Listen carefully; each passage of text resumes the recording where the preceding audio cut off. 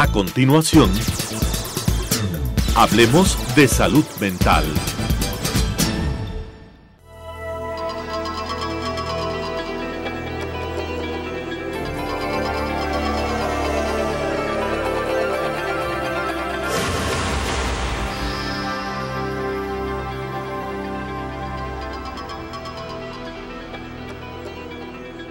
Señoras y señores, muy buenos días, bienvenidos a que hablemos de salud mental. Señores televidentes, buenos días, nuevamente en su programa Hablemos de Salud Mental.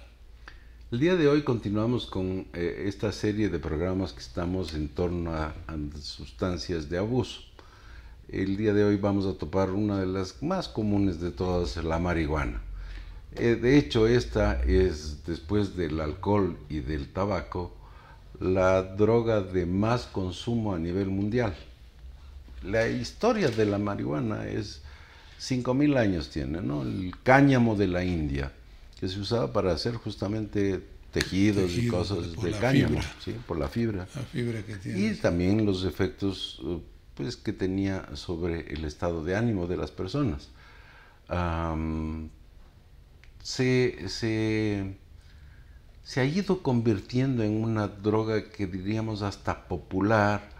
Tal vez se deba a la tolerancia social por el criterio erróneo de que no es peligrosa, porque es una sustancia que va a traer y conlleva peligros. Sí, pero que trae sus consecuencias, obviamente va a depender de muchos factores, pero así como para decir que es tan inocua, yo creo que no lo es.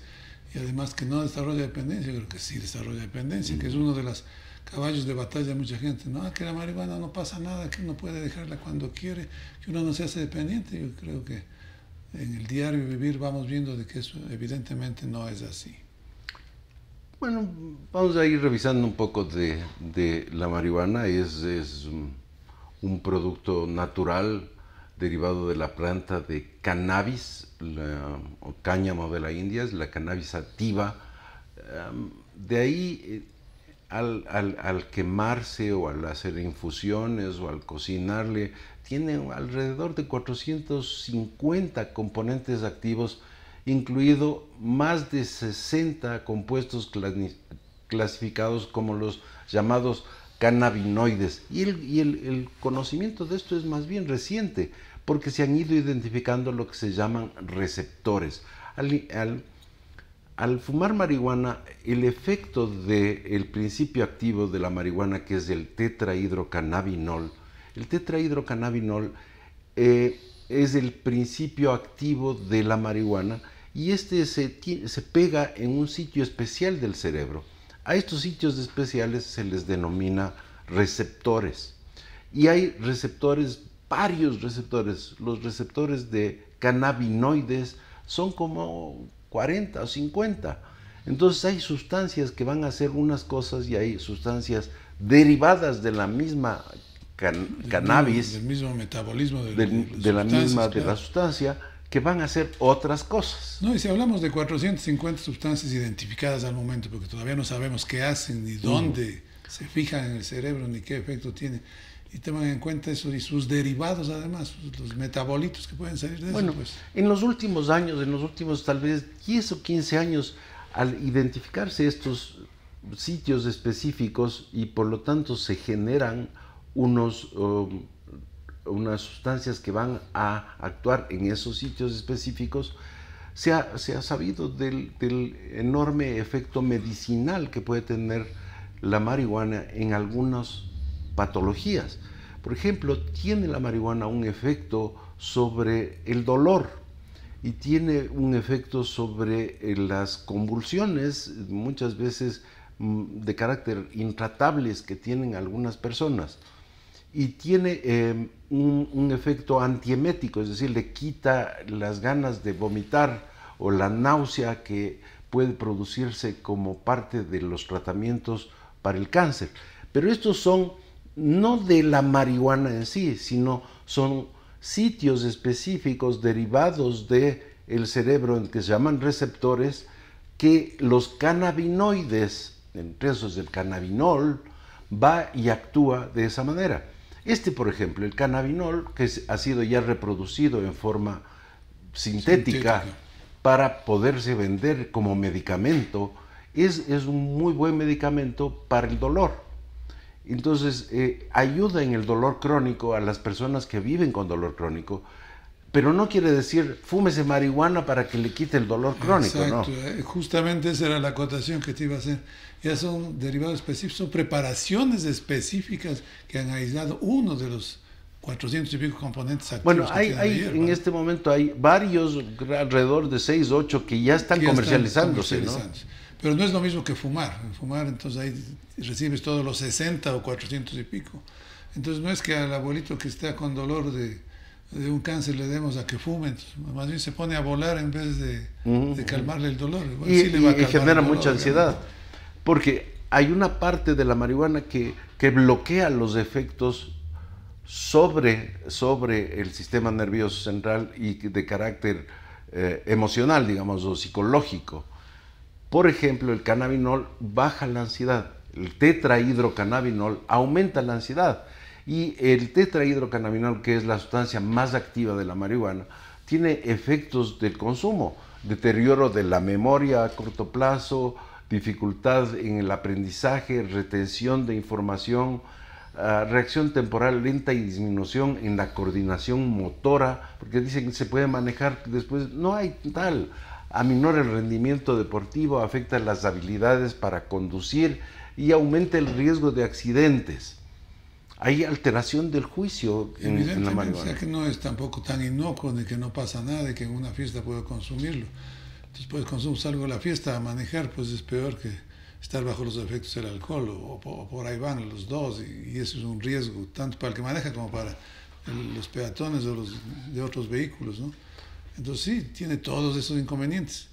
También va a depender de la sensibilidad de la persona para presentar uno u otro de estos. También va a depender de la cantidad, de la frecuencia, un poco lo que hablábamos la semana anterior respecto al consumo de otra sustancia, cuál era la cocaína, ¿no?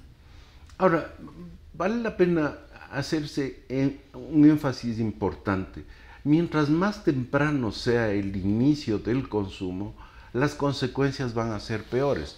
Incluso, por ejemplo, la infertilidad masculina podría estar ligada al uso muy temprano de la marihuana, porque la marihuana dificulta o disminuye la motilidad de los espermatozoides, incluso disminuye el número de espermatozoides. Entonces, si es que está usándose en edades en donde recién se está desarrollando las cualidades del ser humano como reproductor en la pubertad, entonces evidentemente va a tener un efecto sobre esto, un enorme efecto sobre la parte cognitiva de la persona, alteraciones en el estado de concentración, atención y memoria, y desde luego empiezan a tener más problemas los muchachos que están consumiendo a nivel de funcionamiento académico. Sí, yo creo que de lo que hemos visto, pues las alteraciones cognitivas realmente son importantes. Evidentemente que juegan todas las variables que hemos mencionado en cuanto a frecuencia, consumo, edad, susceptibilidad, todo eso, pero se ve estas alteraciones de atención, memoria, concentración, alteraciones de juicio. Evidentemente, ¿eso qué lleva? Un muchacho en un colegial, disminución de su rendimiento académico. Eso lleva a aislamiento, lleva a dificultad en sus relaciones sociales, porque no puede interactuar fácilmente, no puede llevar un ritmo de conversación. Ya tienen ciertas etapas en las cuales es un poco difícil relacionarse con sus compañeros, y solo se relacionan entre los consumidores, obviamente, ¿no? Claro, ahora, algo ha de tener de bueno que todos quieren y se vuelve adictivo y empiezan a consumirse tanto. En algunas personas dicen que les ayuda a dormir, que tiene un efecto relajante. En otras personas les gusta o creen que el nivel de creatividad aumenta, que se vuelven más creativos. Hay gente que, pues hay una distorsión del tiempo, por ejemplo, ¿no? Sí. Se distorsiona el tiempo, y hay una distorsión también de ciertos estímulos. Entonces puede ser más agradable escuchar música o cierto tipo de música bajo los efectos de esta sustancia, y entonces es agradable. Y yo creo que el mayor de todos es la presión de grupo, porque se va convirtiendo en el amigo está fumando y el otro amigo también y yo también y todo el mundo, y ya como todo el mundo fuma, entonces yo también entraré al asunto, ¿no? Sí, hay una enorme presión. Hay una presión del grupo, y eso es mucho el comienzo del primer paso hacia la dependencia, porque después ya no es solo el grupo, ya consumen en solitario y consumen muchas veces hasta en su propio domicilio, aprovechando cualquier oportunidad. Entonces eso va, sí, los efectos placenteros, como tú dices, una relajación, una mayor sensibilidad de los sentidos, dicen, que les hace escuchar. ¿Tú qué opinas? Hay ahora una buena cantidad de países en que están aprobando el uso de la marihuana para uso recreacional. O sea, ya no estamos hablando de la medicinal. No de la medicinal, sí. La medicinal yo creo que vale la pena y que se profundice en la investigación y pueden ser muy buenas opciones para ciertas cosas. Ahora sí, legalizar el uso recreativo yo creo que tiene sus bemoles también, ¿no? Ahora, el problema es, yo creo que depende de la edad. Es decir, una persona adulta que ya sabe, ya ha terminado su formación, es un individuo más o menos maduro, sabe manejar las cosas, que se pegue una marihuana de vez en cuando, yo creo que tendría el mismo efecto que se tomen unos tragos de vez en cuando, probablemente, porque no es el uso crónico de la marihuana, que ese sí tiene terribles efectos. El uso crónico de la marihuana va a tener terribles efectos, incluso psicosis, ¿no? Pero si un adulto, ahora, si es que es libre el uso, probablemente la adicción resulte más atractiva a los jóvenes cuando es prohibido. Ese es uno de los razonamientos que tienen algunos de estos países. Si es que se prohíbe algo, le resulta mucho más atractivo a los jovencitos. Si es que les dejamos abierto, entonces ya no, alguna otra cosa será más interesante. Sí, pero quienes no aceptan esto dicen también que evidentemente subirían los índices de adicción, porque los adolescentes son los que más consumen. Y a tener libre al menos habría una especie de boom de consumir más. O control. Entonces ya sería un poco, aumentaría la gente que se queda enganchada, la gente que se hace adicta, ¿no? Ahora, el consumo recreacional que tú mencionas, sí, a lo mejor hay que pensarlo, no es, a lo mejor el alcohol es absolutamente más dañino. Más dañino. Bien, nos vamos a unos anuncios, regresamos con ustedes en un minuto.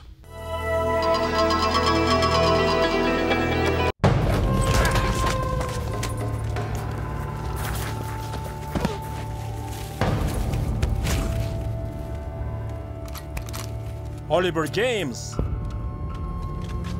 Mi amigo, bienvenido a mi país. Tengo derechos. ¿Ah, sí? ¿Dónde crees que estás? Tengo derechos.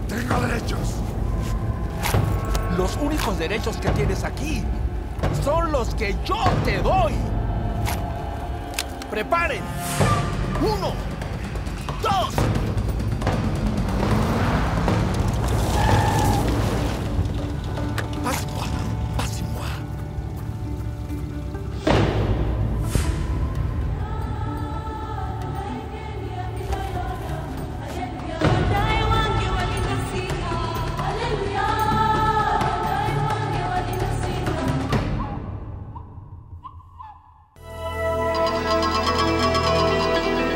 Bienvenidos nuevamente. Estamos hablando de marihuana, la droga de uso más utilizado después del tabaco y el alcohol.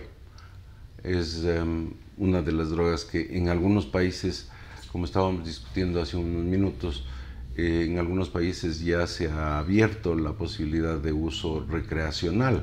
En algunos países se ha permitido el uso a nivel médico de esta sustancia, y eso a veces llega a oídos de las gentes con una especie de mala interpretación. Los adolescentes dicen, pues sí, en todas partes está ya libre, se puede usar, se puede comprar. No se vende a adolescentes. Uno tiene que registrarse como usuario para comprar esa sustancia. Y tienen cantidades restringidas, etc. Hay un control sobre eso, y ese es uno de los aspectos interesantes en relación a legalizar o no la droga, en concreto la marihuana, porque a lo mejor resulta ya menos atractiva al ser de uso abierto, puede ser que también salga el tiro por la culata y aumente el número de adictos adolescentes a este tipo de sustancias. Es decir, es controversial, es para discutirse, hay puntos a favor, hay puntos en contra. Muchas personas en varios países apuntan a que si es que se gastara la 10ª parte de lo que se gasta a nivel de controlar el narcotráfico, se gastara en curar a la gente adicta a las drogas, sería muchísimo más efectivo. Es decir, el gasto que se hace a nivel de control para controlar el ingreso de drogas, por ejemplo, a Estados Unidos, si ese gasto, la 10ª parte, se hiciera para el consumo, para tratamiento de adictos, no habría problemas. Sí, yo creo que como tú dices, es un tema controversial, tiene sus bemoles. Yo no sé si nuestro país estaría preparado para una medida de este tipo, por ejemplo. Está discutiéndose, está discutiendo en la asamblea, ¿no? Está discutiéndose. Parte del COS, creo, ¿no? Ese es uno de los puntos álgidos del COS, justamente, ¿no? ¿Qué es lo que se va a hacer en relación a esto? Porque hay un mensaje que no es claro, que no se les da a los jovencitos, sobre todo, un mensaje claro. Y claro, entran al Internet, porque como el Internet es la sabiduría absoluta, y en el Internet les dicen, no, pues sí, eso es una maravilla, porque detrás de eso hay intereses económicos. El rato que se legalice la marihuana abiertamente, ¿ustedes creen que no se van a hacer cajetillas y se van a vender? Se van a cobrar impuestos. Sí. Un poco la historia de las bebidas alcohólicas es esa. En Estados Unidos, en los años 30, ¿no? En el momento que se legalizó y se cobró impuestos, pues el consumo se ha mantenido, tampoco es que aumentó. No ha aumentado. Y una cosa curiosa en relación a jóvenes y viejos, en Vietnam era prohibido el uso de opio. Pero alrededor del 7% de la población era adicta al opio. Le hicieron abierto. La edad de inicio de consumo subió notablemente, ya los jóvenes no les estaban interesados, y bajó al 0.7%, o sea, una bajada brutal del uso. ¿Cómo se hizo eso? Es una de las cosas interesantes de estudiarse para manejo de este tipo de sustancias. Aparte de los fenómenos sociales que muchas veces pues producen resultados diferentes a los que uno se imaginaría, ¿no? Bueno, pero vamos a hablar de las cosas malas de la marihuana, las cosas malas en las cuales uno tiene que tener cuidado, porque son sustancias que están usándose cada vez con mayor frecuencia, quiero decir, más frecuentemente en términos de fumarse en la mañana, fumarse en la tarde, fumarse todos los días, y ahí el uso frecuente de la marihuana lleva al riesgo de adicción, a bajos resultados de carácter académico, el rendimiento laboral es bajísimo, disminución de la satisfacción de la vida. Hay un síndrome que se llama apatoabulia, les da lo mismo todo, llueva, truebe o relampaguee. Entonces está fresco y nada más, pues no. Esa apatoabulia hace que la gente no quiera hacer nada, están contentos con nada. Existen evidentemente problemas de carácter físico también, respiratorios, como cualquier fumador. Cualquier fumador, claro. Y una de las cosas que es una de los riesgos mayores es que alrededor del 1 por 1000 desencadena en esquizofrenia. Y esto está absolutamente documentado. Está absolutamente documentado. Hay antecedentes de mayor frecuencia de primeros episodios de esquizofrenia en adolescentes consumidores de marihuana. Y eso sí, pues es hablar de palabras mayores, unas alteraciones mentales más serias que enfrentamos. Entonces, claro, debe haber un grupo de gente que es más vulnerable y que no sabemos cómo se les va a detectar. No hay nada que diga, usted sí puede fumar libremente, no va a correr ningún riesgo, y usted no puede porque le podría dar una esquizofrenia, una psicosis post-marihuana. No hay manera de decirlo. No hay manera de que corre el riesgo. Entonces, sí, algunos tienen que correr ese riesgo, al menos si es que hay una carga familiar y aumentaría el riesgo, como todos los buenos factores de riesgo, ¿no? Pero claro, no se puede saber, pero el momento que ya se presenta el cuadro psicótico, ahí sí, eso ha sido. Y ahí sí, como te decía, pues ya se complica para largo, ¿no? Ahora, las alteraciones de tipo cognitivo, esto quiere decir concentración, atención y memoria, persisten mucho más allá del momento de la intoxicación. No quiere decir que solo el momento que está intoxicado le va a producir alteraciones cognitivas. Va a dejar secuelas dentro de la capacidad de concentración, atención y memoria. Lo que les decía hace un momento en relación a patoabulia, le llaman síndrome amotivacional. Amotivacional. Es un poco la descripción que tú hiciste, ¿no? De apatía, de abulia, de desinterés, inclusive de inhibición física, de inhibición psíquica y física. Entonces lo que decías, no le interesa hacer nada, no le hace nada, no le llama la atención nada, simplemente su consumo, que obviamente estamos hablando ya de consumo crónico a largo plazo, ¿no? Ya para que se presente este llamado síndrome motivacional. Eso también está absolutamente documentado. No es tampoco para poner un panorama negro por el consumo, ni mucho menos.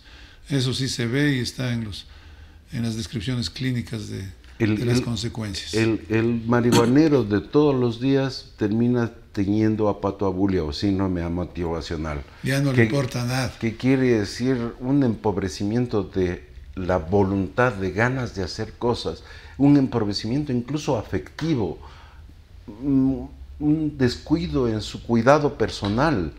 El típico hippie, digamos, hippioso ahí, que está con salud, brother, que nada más, no pasa nada. Tranquilo, brother, tranquilo. Eso ya es que el cerebro se ha dañado en definitiva, al punto en que da lo mismo todo, ¿no? Tenemos que también hablar de la parte sexual. Hay una inhibición de la sexualidad, una disminución de los reflejos, una lentitud en el desplazamiento, se vuelven mucho más lentos, falta de voluntad propia, un descenso en el rendimiento académico y laboral, pero enorme, y desinterés, deterioro en las habilidades comunicativas, ya la gente ya no se comunica y empiezan a aislarse. Se dedican a seguir consumiendo cada vez más, estos síntomas se van agravando cada vez más y evidentemente pues las consecuencias son familiares, individuales, sociales, laborales, es decir, no son buenos para nada, ¿no? Y eso va de mano también de acciones delincuenciales. De alguna forma hay que conseguir, por más barato que sea la hierba, hay que tener dinero para conseguirlo. Entonces típicos que empiezan a venderse cosas de casa, todas esas alteraciones familiares que pueden verse ocasionalmente en los adolescentes también, pero ya en los consumidores crónicos son muy evidentes. Ahora, si hay cosas como tú decías, si es que se hiciera un uso recreacional de gente que es adulta, que sabe por qué lo va a hacer, cuándo lo va a hacer, con quién lo va a hacer, etcétera, etcétera, probablemente hasta podría ser menos inocua que el alcohol, con menos consecuencias, porque la gente es menos violenta. El alcohol lleva a mayor violencia, a mayor número de accidentes de tráfico. Supuestamente la marihuana tiene mucho menos índices de accidente de tráfico que el alcohol. Pero implica madurez en el manejo, es decir, no caer en la adicción. La adicción tiene todas las cosas estas que acabamos de mencionar y que son terribles para un ser humano. Claro, tendría que ser eso para un consumo de adultos, tendría que ser como se ha hecho en otros países, con un registro, con condiciones que no es que al que primero asoma en la tienda a la esquina ya le van a vender. Por eso te decía, difícil, no sé si en nuestro medio tenemos las condiciones para desarrollar un programa así. Para que eso sea un programa serio. Un programa serio, controlado, que esté dirigido con los fines que se pretende con eso, ¿no? Espero que a nivel de la Asamblea y en el COS se hagan discusiones serias en relación a esto con gente que trabaja en el área, ¿no? Que trabaja en el área, que tiene experiencia en este tipo de cosas y el país tome la mejor decisión, ¿no? Son varios países que ya han tomado esa decisión, se han lanzado a esta opción Y vamos a ver también qué pasa en esos países. La experiencia de esos países va a ser enriquecedora para nosotros. Es poco tiempo relativamente. Uruguay tiene apenas que 5 años más o menos. Holanda, algunos estados. Holanda mucho más tiempo, algunos estados de los Estados Unidos, incluso para uso recreacional. Es decir, esos ya se pasaron de la marihuana medicinal a la recreacional. Ahora es evidente, y vamos a ver, va a haber datos, ¿no? Va a haber datos. Es evidente que es un proceso. Con tabaco ha sido un proceso de largos años. Yo creo que con tabaco se ha avanzado muchísimo. En el tabaco, por ejemplo, el éxito de la disminución del consumo, gracias también a que después de muchos años de fomentar el uso, se encontró todas las desgracias que dependen del uso crónico del cigarrillo, pues entonces ya hay una mayor conciencia, se ha restringido las áreas de fumar. Antes fumábamos hasta en los aviones, ¿no? En todo lado. Ahora parece inconcebible que eso se haya dado. Bien, les esperamos la próxima semana a que sigamos hablando de salud mental. Hasta la próxima semana, buenos días. Las opiniones vertidas en este espacio por la producción y dirección del programa son de exclusiva responsabilidad de sus autores y de quienes intervienen en ellos.